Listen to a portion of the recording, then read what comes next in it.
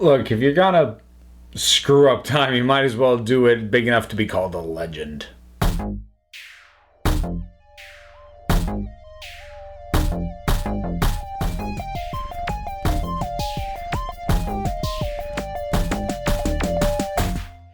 Well, folks, I am feeling like I need to do another Why It's Awesome because there is a new season about to start of one of my favorite shows currently airing on TV, and that is Legends of Tomorrow. Now, people have intermittently in the comments asked me about my thoughts on the CW DC live-action TV shows in general, and I have mixed feelings on most of them. Arrow I never watched because honestly I had no interest in it, and the bits I've seen of it through the crossover events didn't make me want to watch it more. I bowed out of Flash after 2 seasons. I got, I don't know, maybe a quarter of the way through Supergirl season 3, and I'm not loving that where that's going right now. I might honestly skip the rest of the 3rd season, just read the wiki and hope that it gets good again with the 4th. I got through about the first half of Black Lightning and kind of just fell off it. I do intend to get back to that one, but I haven't gotten there yet. And, you know, overall, like, it's fun. It's fine. But then there's Legends of Tomorrow. And I love Legends of Tomorrow. I love it so much. The funny thing is, the reason that I love it is not that dissimilar from part of the reason that I love Gotham, which is that it is not afraid to go nuts. And it knows it's ridiculous. And that is also one of the things I love about Gotham. But whereas Gotham pairs that with a sense of darkness, this has a sense of just fun to it. So, in explaining what I like about Legends of Tomorrow, I like to single out one scene from, I believe it was the 2nd season, that to me is everything is the heart of what I love about this show in a nutshell. And this is a scene where the Legends, and this is a time travel show, if you didn't already know, the Legends have gone back to Arthurian times.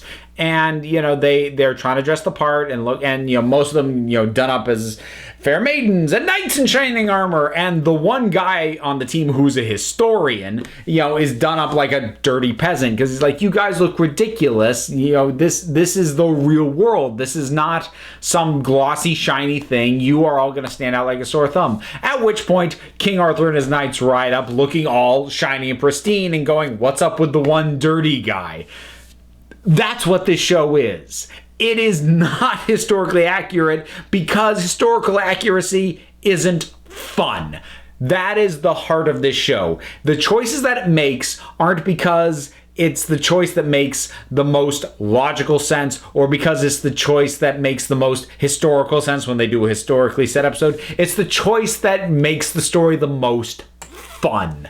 That is why I love this show. So, before I get too much gushing, let me get an acknowledgement out of the way. The 1st season is the weakest season. And that largely comes down to, well, 2 things. Hawkman and Hawkgirl. They both kind of suck. Hawkgirl especially is a special breed of useless. Like, she is not a particularly engaging character, but she is core and central to the to the season-long arc going on with that particular season. And she had one job. It was the epitome of you had one job, and she sucks at it. So I really don't like the Hawks at all. Thankfully, they're gone after the 1st season, and after that, there really isn't a reliably weak link. There are some characters who I like more than others, but there's nobody who's a drag on it once they were gotten rid of. So who is in this thing? Well, it depends on the season because some characters get introduced later and some exit at some point. But some of the characters we've got here, we've got Captain Cold and we've got his partner Heatwave. Now, these two together are really, really great. These are career criminals who are basically just trying out the hero thing because, why not? Heatwave especially, Mick Rory, Oh my God, I love Mick so much. He is so grouchy and so focused on just his own immediate desires, which is usually a beer or to set something on fire. Those are the two things that bring him pleasure more than anything else. Although he ends up having like little other things that he likes to do. Like one of my favorite lines from Mick, they're in their ship, their time travel ship. It's called the Wave Rider. And it's about to get hit with these missiles. And everyone's like, they're all strapped in and bracing for impact. And everyone's going like, ah! And Mick's there with a book going, all of you shut up, I'm on the last page. I love Mick so much. But Snart, aka Captain Cold, Leonard Snart, yeah. Did you know that was his name? He's also great. Just such biting snark. He's called Snart. He might as well be called Snark. Holy cow, this guy. Some of the other characters, we have Ray Palmer, a.k.a. the Atom, being played by Brandon Routh, the one-time Superman. And he's just kind of lovable. He's one of the characters he's not my favorite, but he's nice and reliable, and he's sweet. He's kind of the reliably upbeat, looking for the most positive outcome kind of guy. You've got Nate, who's the historian who I mentioned, who has his dumbass moments. And sometimes he annoys me, but the guy means really well, and I can roll with that. You've got Sarah Lance, the White Canary. Sarah Lance eventually kind of becomes team leader, and she's awesome. Like, she wants to try and do things the right way, because they're always going to these different periods in time and trying to fix things that are wrong. Half the time, it's something that they caused the problem in the first place. And her general approach is, look, we're going to go in, out, minimal, disturbance. We're going to be real, clean and professional about this. But then at a certain point when things aren't lining up, she's going to go, screw it, and just break everything and get the result that she wants regardless of the mess that gets left. So I love that about her. And she's also, I would say, one of the better explicitly bisexual characters currently in mainstream media. I don't know if the actual word bisexual ever gets stated. I don't remember it being used, but she is still explicitly bisexual because she has been shown hooking up with men and with women and going back and forth between the two. She's an awesome character. She's got great chemistry with, actually, pretty much everybody in the show has good chemistry with each other. She has great chemistry with everybody because she means well. She wants the best out of this team, but man, is she had it with their BS sometimes. We've got Rip Hunter, who is, he's the closest thing to a by the book guy, but even he's like, yeah, these are the rules, but we're not really going to do that. And Rip is just a fun, sort of adventurous kind of character. A little bit kind of swashbuckling edge to him.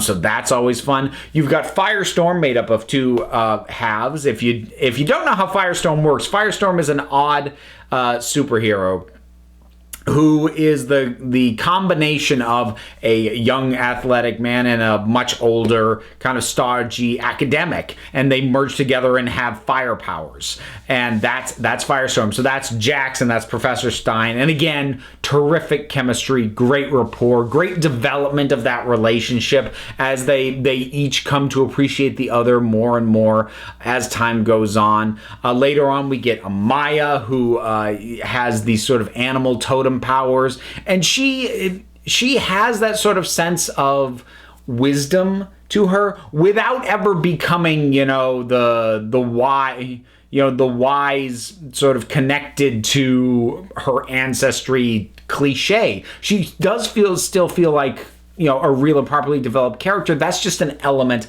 of what's going on.